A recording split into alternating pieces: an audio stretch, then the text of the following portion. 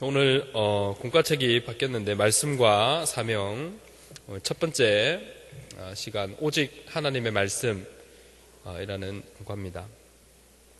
우리 외울 말씀이 디모데후서 3장 16절 17절 말씀인데 우리 함께 합독해 보도록 하겠습니다. 시작. 모든 성경은 하나님의 감동으로 된 것으로 교훈과 책망과 바르게 함과 의로 교육하기에 유익하니 이는 하나님의 사람으로 온전케 하며 모든 선한 일을 행하기에 온전케 하려 함이니라. 아멘.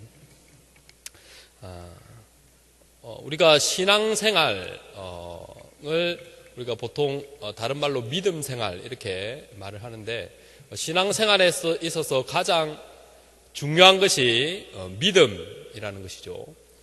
믿음이 있어야 예배 승리할 수 있고, 믿음이 있어야 헌금도 할 수 있고, 믿음이 있어야 봉사도 할 수 있고, 믿음이 있어야 모든 환난도 이기고 승리하는 삶을 살 수가 있는 것입니다. 그리고 결국에 믿음으로 우리가 천국에도 가는 것이죠.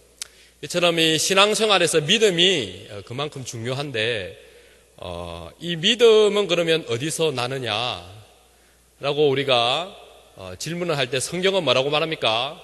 믿음은 어디에서 난다? 들음에서 난다. 들음은 그리스도의 말씀으로 말미암는다. 그런 말씀이 있죠. 로마서 말씀에 믿음은 들음에서 난다. 그 들음은 무엇이냐? 그리스도의 말씀이다. 다시 말해서 그 믿음, 이 신앙생활에 있어서 가장 중요한 이 믿음이 그리스도의 말씀, 다시 말해서 오직 하나님의 말씀으로 그 믿음이 말미암는다라는 것이죠. 그러니까 신앙생활에 있어서 믿음 생활에 있어서 그만큼 하나님의 말씀이 얼마나 중요한지를 우리가 알 수가 있습니다. 오늘 가에서는 그 말씀이 어떠한 것인지를 우리가 살피는데 첫 번째 신앙 인격을 온전케 하는 것이 무엇인가? 답은 말씀입니다. 말씀. 말씀이 그렇게 우리의 신앙 인격을 온전케 한다는 것이죠. 우리가 예수 믿고 나면은 우리의 인격이 전인격적인 변화를 가져옵니다. 나는 예수 믿고 나서 언어는 변화되었는데 또 다른 어떤 것은 담배 피고 술 먹는 것은 여전히 한다. 이런 게 아니라는 것이죠. 전인격적인 변화, 새롭게 되는, 완전하게 새롭게 되는 180도 바뀌는 어떤 역사가 일어나게 되는 것입니다. 그래서 말씀에서도 이전 것은 지나갔으니 보라 새 것이 되었도다 이렇게 말하는데 그렇다면 그렇게 완전하게 인간을 새롭게 만드는 그 원동력이 무엇이냐? 오늘 그것이 바로 말씀이다라는 것이죠.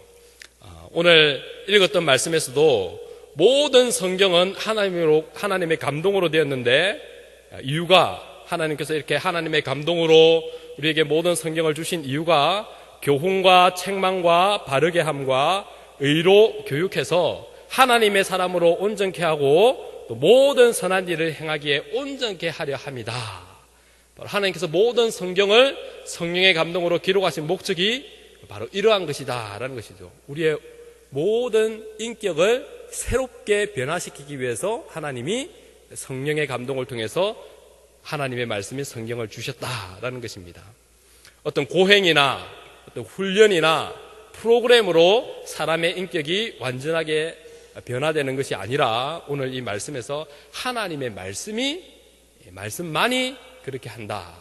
하나님이 또 그것을 목적으로 또 하나님의 말씀을 주셨다. 오늘 성경이 그렇게 말씀을 하고 있습니다. 두 번째, 어떻게 성도를 온전케 하는가? 그렇다면 그 하나님께서 말씀을 그렇게 주신 목적이 그러한데 어떻게 그러면 그 성경이 성도를 온전케 만드는가? 여기 바리새인들이 나오는데 바리새인들은 이 성경을 지식적으로만 알고 있었죠. 지식적으로. 그러니까 수박을 예를 들어서 수박이 둥글고 겉은 딱딱하고 안을 쪼개서 갈라서 속살은 달고 맛있고 그리고 몇 프로의 수분과 당분과 여러 가지로 구성되어 있다. 이건 뭡니까? 수박에 대한 어떤 지식적인 것이죠. 그런데 그 지식적인 것으로 수박에 대해서 완벽하게 아는 겁니까? 아니죠. 그 수박을 진짜 알려면은 쪼개서 그 수박을 잘라서 먹어야 됩니다. 먹어야 이 수박이 어떤 것이다 라는 것을 참맛을 아는 것이죠. 오늘 이 바리새인들은 어떤 수박의 어떤 지식적인 내용만을 알고 있었습니다. 하나님의 말씀을 지식적으로만 알고 있었어요. 그 하나님의 말씀의 참 의미가 무엇인지를 몰랐던 것입니다. 그래서 바리새인들은 그 말씀을 가지고 사람들을 판단하고 사람들을 정죄하는데 사용을 했던 것이죠. 그래서 예수님께서 그들을 위선자라고 이렇게 말씀을 하셨습니다. 그렇다면 어떻게 해야 그러면 이 말씀이 사람을 온전케 만드는가? 오늘 여기 보니까 교훈하고 책망하고 바르게 하고 의로 교육하는 일을 이 말씀이 해야 된다라는 것이죠. 말씀의 맛을 보는 것이죠. 쉽게 말해서 지식적으로 아는 게 아니라 그 말씀의 맛을 이렇게 본 사람들은 그 말씀의 교훈을 받고 찔림을 받고 회개를 하게 되고 그리고 어떻게 해야 된다라는 것을 깨닫고 이런 감동을 받게 되는 것입니다. 수박을 보면 너무 맛있다, 달고 시원하다, 이런 어떤 감동을 받지 않습니까? 마찬가지로 이 하나님의 말씀도 지식적으로 알 때에는 그런 맛을 못 보는데 그것을 우리가 진짜로 새기고 맛을 봤을 때에 이런 교훈하고 책망하고 바르게 하고 의로 교육하는 있던 말씀의 참맛을 보게 되는 것입니다. 이럴 때 말씀이 그 성도를 변화시키는 것이죠. 온전케 만드는 역사가 그럴 때 바로 일어나게 되는 것입니다.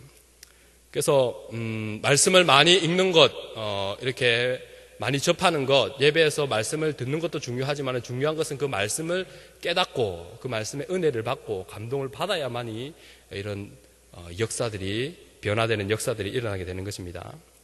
그래서 세 번째 보면은 성도가 해야 될 일은 무엇인가 나오죠. 해야 될 일은 첫 번째는 뭘 해야 되겠어요? 첫 번째는 뭘 해야 될까요? 첫 번째는 우리가 변화를 받으려면 제일 먼저 해야 될 것은 성경 말씀을 알아야 됩니다. 가장 먼저는 성경 말씀을 배우는 게 제일 중요해요.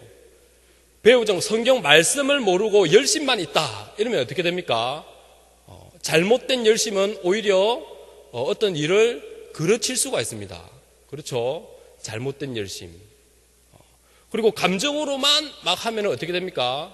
우리가 감정주의자들, 그렇게 은사주의자들, 그런 사람들 알죠? 그런 사람들이 잘못된 것으로 가잖아요. 그러니까 성경 말씀이 중심이 아니라 감정, 의지 이런 게 중심이 돼버리면은 그런 잘못된 것으로 가기 쉽습니다. 그래서 가장 먼저 우리 성도님들이 가장 먼저 힘써야 될 것은 배워야 됩니다. 성경 말씀을 배우는 게 첫 번째가 돼야 돼요. 그러니까 구역 공부를 통해서 공부하고 성경 말씀을 개인적으로 읽고 서점 가서 신앙 서적을 가지고 공부를 하고 설교 말씀을 통해서 말씀을 배우는 일을 먼저 해야 되는 것이죠. 그리고 그 지식적인 걸 말하는 것이죠. 지식적인 것이 쌓여야 됩니다. 그런데 지식에서만 몰몰려 있으면 어떻게 됩니까? 이것이 앞에서 말했던 바리새인과 똑같이 되는 것이죠. 사람들을 정죄하고 판단하는데 그 지식을 사용하게 되는 것입니다. 그 지식이 어디로 가야 됩니까? 우리의 감정으로 가야 됩니다. 감정. 그럼 지식이 감정으로 가려면 어떻게 해야 되느냐? 가장 많이 쓰이는 방법이 바로 묵상입니다. 말씀을 묵상해야 됩니다. 그 말씀이 어떠한가? 베레아 성도들을 그랬죠. 그 말씀이 정말 그러한가? 날마다 상고했다. 그런 말씀이 있죠. 그 시편 1편에도 날마다 주야로 그 말씀을 뭐 하는 자? 묵상하는 자로다. 이런 말씀이 있죠. 묵상. 말씀을 지식에만 두지 말고 그것을 묵상하고 새기고 깨달으려고 애를 쓰고 이런 것을 할 때에 깨달을 때에 우리의 마음이 감정이 어떻게 됩니까? 뜨거워지게 되는 겁니다. 내가 죄인이었구나. 나의 죄를 위해서 예수님이 십자가에 못 박혀 죽으시고 지식적으로 들 때는 너무 차갑죠. 그렇지만 그게 깊이 있게 묵상하고 곱씹고 이런 것을 통해서 우리의 마음이 뜨거워지게 되는 겁니다. 우리의 감정이 뜨거워지면 어떻게 됩니까? 자동적으로 의지가 이제 발동이 되죠. 내가 이제 말씀대로 살아야지. 내가 이래서 살면 안 되겠구나. 하나님의 뜻대로 주님을 위해서 살아야 되겠구나. 이런 의지적인 작용이 일어나게 되는 것입니다. 그래서 시키지 않아도 그런 뜨거운 은혜를 말씀의 맛을 보고 뜨거움을 체험한 사람들은 시키지 않아도 자기가 알아서 새벽 예배 나오고 예배 자리에 나오고 헌신하고 봉사하고 이런 일들이 자동으로 일어나게 되는 것이죠. 그래서 성도님들이 가장 먼저 어떤 자신의 삶을 변화시키고 싶고 자신이 하나님 보시기에 보다 더 아름다운 모습으로 변화되고 싶을 때 제일 먼저 힘써야 되는 것은 성경 말씀을 배우는 겁니다. 배우는 일에 열심히 해야 돼요. 그 말씀을 잘 깨닫고 묵상하고 하여서 그 말씀을 감정으로 가져와서 그 예수님을 향한 사랑을 더 뜨겁게 만들어야 돼요. 그러면은 의지는 자동적으로 우리에게 따라오게 되는 것입니다. 예배의 자리, 전도사님 나오지 말라 그래도 나오고, 새벽기도 나오지 말라 그래도 나오고, 헌금하지 말라 그래도 알아서 다 하게 되는 이런 의지적인 것은 다 따라오는 것이죠. 그럴 때에 이 말씀이 우리 인격을 새롭게 하고 변화시키게 된다라는 것입니다. 그래서 배우는 일에 열심히 해야 된다. 그래서 우리 가을 학기 이제 교회 교육 프로그램이 시작되는데 우리 여러분들이 이 배우는 일에 열심을 내야 됩니다. 배우지 않으면은 우리 성화 생활에 진전이 절대로 일어나지 않습니다. 많이 배우고 익혀야 됩니다. 자, 문답과 적용에 가서 1번에 성도의 신앙 인격을 온전케 하는 것은 무엇인가? 오직 하나님의 말씀뿐이다 라는 것이죠.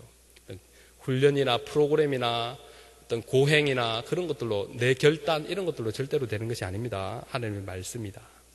두 번째로 하나님의 말씀은 어떻게 하여 성도를 온전케 하는가? 교훈하고 책망하고 바르게 하고 의로 교육하는 일을 하여서 성도를 온전케 한다. 세 번째, 성도가 신앙이 온전해지려면 어떻게 해야 하는가? 앞에서 제가 말씀하셨죠. 처음에 뭐 해야 된다? 배워야 된다. 말씀을 배워야 된다. 그리고 그 말씀을 감정으로 내려야 된다.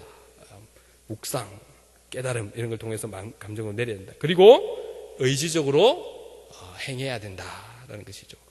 배우고 확신한 일에 거하라. 배우고 지식적이죠. 확신, 감정적인 것이죠. 거하라, 의지적인 것이죠. 이게 배우고 확신한 일에 거하라. 이 지성과 감정과 의지를 다 말하고 있는 것은 그러할 때 우리의 인격이 말씀으로 변화되는 역사가 일어나게 되는 것입니다. 하나님의 말씀을 배우고 확신한 일에 거할 것을 결단하고 소원하자. 소원하십니까? 아멘 하신 분들에게 복이 있을 것입니다. 감사합니다.